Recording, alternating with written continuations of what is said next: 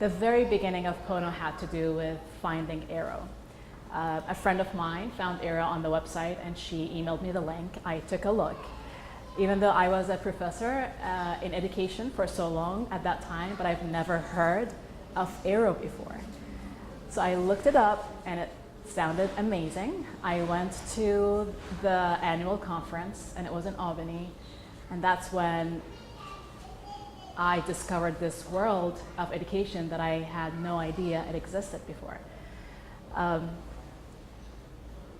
At that first conference, I met people who started schools before me. I got a couple who started a school in New York City before me, and they were extremely generous with their information and with the steps that they took at the very beginning and the struggles and how they solved the issues that they faced. So to me, that was extremely valuable and kind of gave me the push that I needed to go ahead with the idea of starting a school. When I was at the conference, I learned that there was a course that people can take that's called School Starters. People can take with Jerry, who obviously had all the experience that someone like me back then needed. So I took the course, and I think I signed up for the course at a time when the course was even over. So Jerry was kind enough to say that I could audit the course and look at all the chats and just have full access to the course materials, but then even have access to him with my questions, any questions I might have.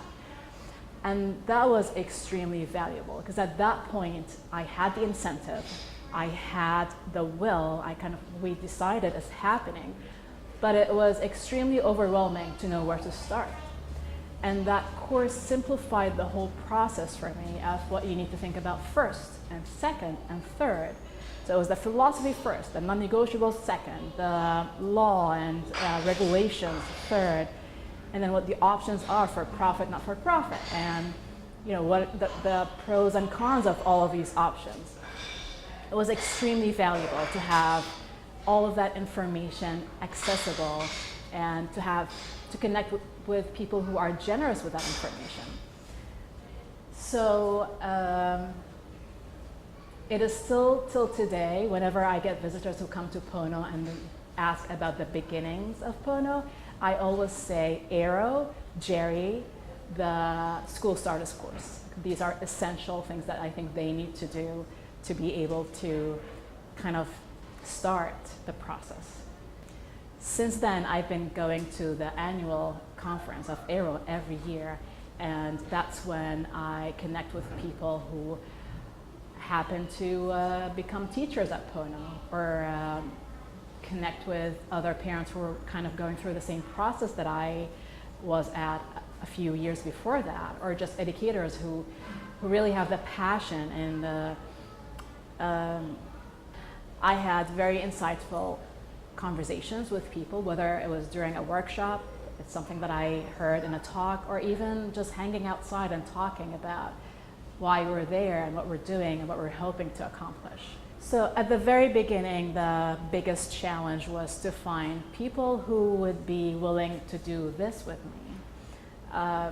So many of my friends who had children the age of my daughter did not see a huge issue with the education system as is, and it was really hard for them to trust that I'll do something that's slightly different, or like something that would make the experience for their kids much more successful or much more pleasant. So at the very beginning, finding people who had the same mindset was really challenging. I went through the mistake of trying to convince my friends to join, and that absolutely failed, and that was a waste of time. What really worked for me is running into a mom who was exactly in my position, who was thinking of starting a school and did not want to go through the burden of doing one. And there we go, we had two students, her son and my daughter started Pono. And that first term, we had a teacher, and I was kind of the other teacher, and we had two kids that we took everywhere. We were at an outdoor school, not because we wanted to be an outdoor school, but because we couldn't afford to have a space. we stayed without a space for almost 2 full years. There's a definition of an outdoor school, and that's typically defined as spending half of the school time indoors and the other half outdoors. Now we're in New York City. Our outdoor time is not literally just in a forest where the kids are just playing, enjoying their time being in nature. We do that, but also being in New York City, our 50% outside, can be in factories, dance studios, theater, sanctuaries, farms, everywhere. So we call it urban outdoor education. At the beginning, we couldn't afford to have our own space, so what we did, we rented hourly spaces here and there. We actually rented a space in the library right next door to where we are right now, and we rented studios. Whatever the class was that we did that time, we kind of looked and found a space and found an affordable space, and we rented it for the times that the kids were with us. And during that time, we were looking for a space that we could afford, and luckily we ran into this. So as we were looking for a space, we looked everywhere. We started around where we lived. We lived back then in Midtown, and soon after we realized there's no way we can afford a space in Midtown Manhattan. So we started going up, and it was still expensive.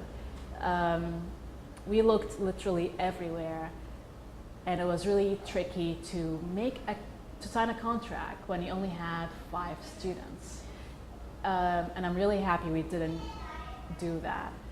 So one day my husband had to do some work, and he needed to look at a building in Harlem for his friend. So we were just passing by and making a right turn, and we see a big sign saying space for rental. And we contacted that space, and this is where we are now. So by pure coincidence. From day one, we knew that we didn't want a school that was exclusive. And the fact that we didn't want a school that was exclusive. By that time, through AERO, I met a couple of school directors who used something called sliding scale. And I looked into it, and it was exactly what we were looking for.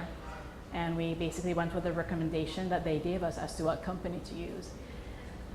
So from day one, every single family paid different tuition based on their income, and that changes every year, which is lovely because I think the sliding scale guaranteed that we have diversity in our community, and that's extremely important for us.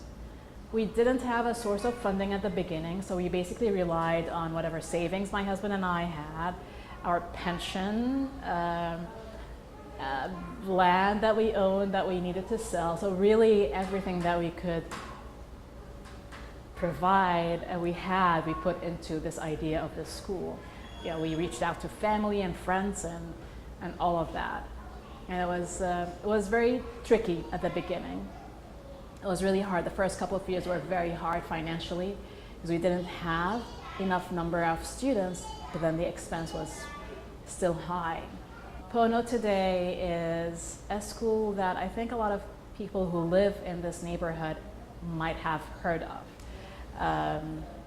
We, through partnerships that we have with urban farms and gardens and some other organizations here, we were able to kind of be part of the community. We have 24 children,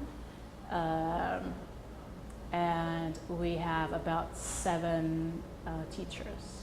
So we really lucked out with our location because we have a nice park right across the street. We have a library right next door, and we have 2 urban farms not too far away from here. It's a walking distance. And we are members of 2 community gardens that also are within a walking distance. So that is great. And then our space is very accessible by subway, which was really important for us because we go on trips a lot, and we rely mainly on public transportation for that. So with fundraising, we we started with zero knowledge of what fundraising is. And I am very grateful to the information and the tips that people I met at AERO shared with me. It was a long journey that started with doing a lot of work and putting on an event that ended with raising maybe $100. So we went a long way from that to what happened this past Saturday, where we put on a gallery, an art gallery, and there was a music performance, and we raised $10,000 in one event.